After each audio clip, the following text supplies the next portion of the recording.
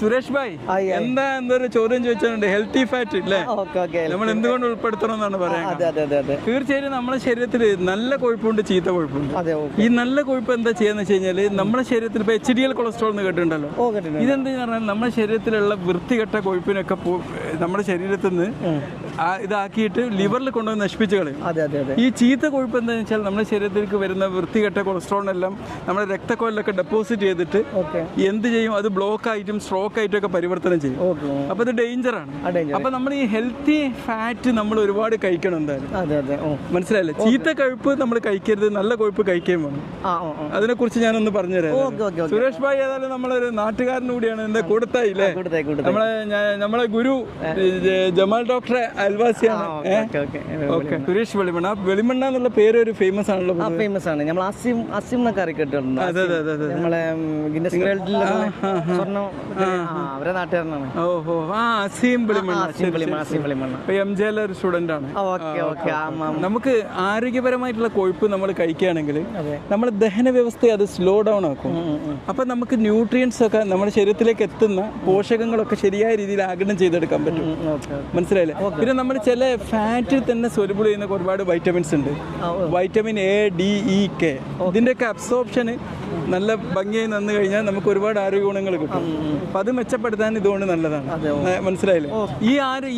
ഈ ഒരു വൈറ്റമിൻസ് ഒക്കെ എന്ന് പറഞ്ഞാൽ നമ്മുടെ കാഴ്ച ശക്തിക്ക്, നമ്മുടെ നെർവിൻ്റെ ശക്തി വർദ്ധിപ്പിക്കാൻ, പിന്നെ നമ്മുടെ മറ്റ് ആരോഗ്യത്തിനൊക്കെ ഏറ്റവും ഉപകാരപ്രദമായിട്ടുള്ള വൈറ്റമിൻസ് ആണ്.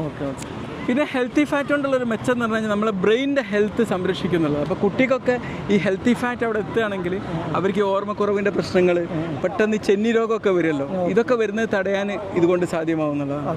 നമുക്ക് ഈ ലിവർ ക്യാൻസർ വരുമല്ലോ, ലിവർ ക്യാൻസർ വരുന്നത് തടയാൻ ഈ ഹെൽത്തി ഫാറ്റ് ആയിട്ടുള്ള omega-3 ഫാറ്റി ആസിഡ് കഴിക്കുന്നതുകൊണ്ട് പറ്റും.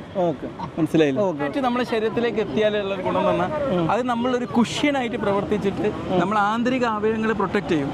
നമ്മളെ കിഡ്നി, ഹൃദയം, നമ്മുടെ ലിവർ, ഇതിനൊക്കെ പ്രൊട്ടക്ട് ചെയ്യാൻ ഒരു സംരക്ഷണ വലയായിട്ട് ഇത് പ്രവർത്തിക്കുന്നുള്ളതാണ്. പിന്നെ ഈ അൾജിമേഴ്സ് ഡിസീസ്, മോഹൻലാലിന്റെ തന്മാത്ര എന്ന സിനിമ കണ്ടിട്ടുണ്ട്.